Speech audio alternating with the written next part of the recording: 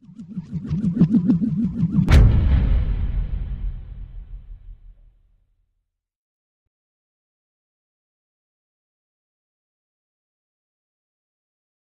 there, everyone, and welcome to another edition of the Coach G Show here on FDUnites.com. I'm here along with the head coach of the FDU men's basketball team, Greg Herenda. Coach, how are things? I'm doing great.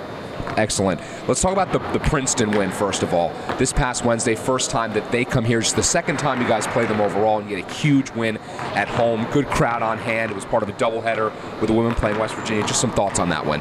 Let's talk about the second half of the Princeton game, because the first half, we played safe and sound, and we've got to play up-tempo, pressure, defense, run, shoot, and play the way I like to coach. And that was the first half where I felt like it was my team. And not because we won the game, but just how we played. And the more we can defensively get in people and take them out of their comfort zones, then we get in our comfort zone. So that was a great win. It was part of history. To play Princeton was a privilege, and now we're 1-1 against Princeton.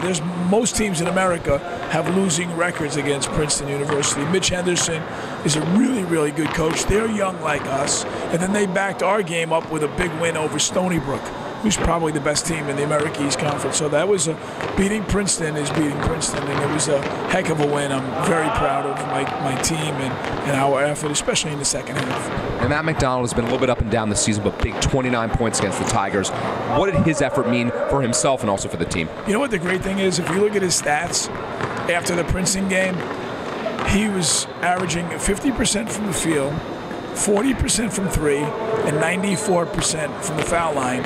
And you're asking me a question about he's been up and down. Those are Steve Nash numbers, and everybody thinks that way. So if he's just playing okay with those numbers, that's okay with me, because once he starts making shots, but I mean, Matt is a sophomore, and he's getting played totally different than last year, because he's our guy. He and Stoff, and there's no Sid to set him up yet. Darian's trying, and Malachi's trying. But Matt McDonald is our captain, and he's got, on top of that, he's got a 3.5 grade point average. So I'm not worried about Matt. I need people like Xavier Harris, who's really stepping up, coming into his own, Mustafa Jones, and then that next level of player. Darius Stokes now, he's got his feet wet. I need to get 8 and 8 out of him instead of 6 and 5. But Darius has been a huge help. Earl Potts was huge in the Princeton game. Malachi Nix consistently comes in and makes things happen. So we've got a lot of interchangeable parts, and we're deeper than people think. I really like my team. And we've talked a lot about the freshmen already. You just brought up Earl Potts, who's someone we haven't spoken much about. What does he bring to this team? He brings an ability to score the basketball, an ability to rebound, to block shots, to dunk. He's very versatile. He's really a three-man, and we play him a lot as a backup 4 or 5, but he runs the floor. He was a prolific scorer in high school and in prep school. We've got a lot of weapons, and now we have Stephon Jiggets coming back after exams for the Delaware game. He'll be available. So we have a lot of players, and we're putting it all together, and I'm really proud of my guys. I'm so glad you brought up Stephon Jiggets. What do you think he can bring to the team? That's the let's make a deal when you open up the curtain and there's either a donkey or a Corvette. 1 or 2 or 3. I don't think he's a donkey. I know that. I don't know if he's a Corvette, but he's an upgrade. I mean, he can really score the ball. He's strong. He's a good passer. He just hasn't played a basketball game since his senior in high school 2 years ago. So he's going to have some rust on him, but Stephon Jiggets can play some 1, play some 2. He's a baller. He's a DC baller, and I just can't wait to put him in a white or a blue uniform. I just want to put him in a uniform. He's going to make our guard core much stronger. And then on Saturday, you guys go to Notre Dame. Very good team, of course, coached by Mike Bray. Tough game against a very good team. Just talk about that competition and what that did for the team. No, I don't know. They made a 3 at the buzzer at the end of the first half, and we were down 7, and we were holding them in the 20s on their floor. Defensively, we were terrific.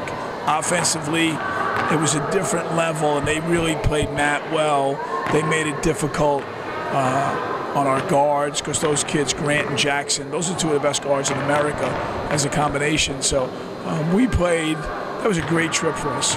We just played, John, Columbia, Lafayette, Notre Dame, and Princeton, 4 teams that never beat themselves. And we acquitted ourselves really, really well. So the Notre Dame trip, just that we took the team on the football field, into the locker room, play like a champ. The whole thing was just an amazing trip that'll help us grow up, and that game is going to help us in March for sure.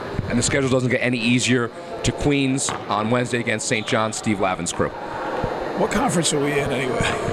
I mean, yeah, no, like Steve Lavin, they just went up to Syracuse and beat Syracuse. I personally think it's a good time to play them because they're feeling really high, and we're coming in off a tough loss at Notre Dame, and but just another privilege to go. Like, I grew up to play on Luke on the second floor. For our program, our players especially, it's going to be a special night. But they're really athletic. They got a shot blocker. They're talented. They're well coached. Coach Lavin's a really good coach. But we're up to the test, and we're looking forward to Wednesday night in Queens. All right, Coach, thanks so much as always, and good luck. John, I appreciate it. Thank you. So make sure that you're either coming out to Queens Wednesday at 8 o'clock, or you can listen to the audio-only broadcast on FDUnights.com. It's also going to be on CBS Sports Network, so you can check that out. FDU and St. John's at 8 o'clock on Wednesday night. And as always, FDUnights.com, you know that's the place to be for all your news, info, stats, and more on FDU men's basketball.